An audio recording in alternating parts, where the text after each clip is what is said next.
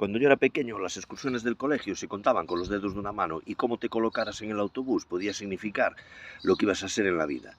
La colocación en el autobús era muy singular. Adelante iban el conductor y al lado se situaban dos profesores. Uno súper serio que tenía cierto rango, solía ser el director, el jefe de estudios o la jefa de estudios, y era súper serio y daba una materia de las llamadas chungas, unas matemáticas, una historia, no sé qué. Y siempre lo acompañaba alguien ya más joven, de carácter más simpático y que daba una asignatura mucho más cercana, como religión, gimnasio o dibujo, con lo cual siempre te caía mejor. En las primeras filas se sentaban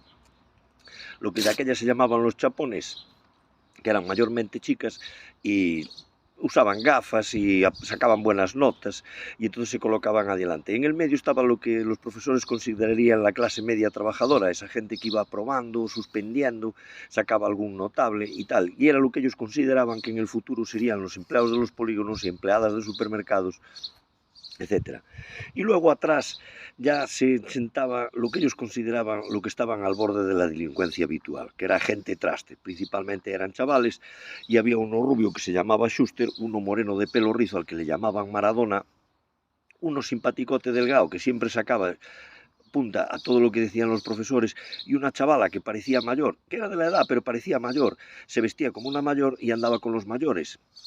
con lo cual estaba protegida por los del bachillerato y había que tener mucho cuidado con ella y lo que se le decía, porque te podía complicar la vida. Esta chavala era la clásica que cuando venían los de las fiestas le regalaban fichas para que montaran los coches de choque, usaba minifalda y chupilla de cuero.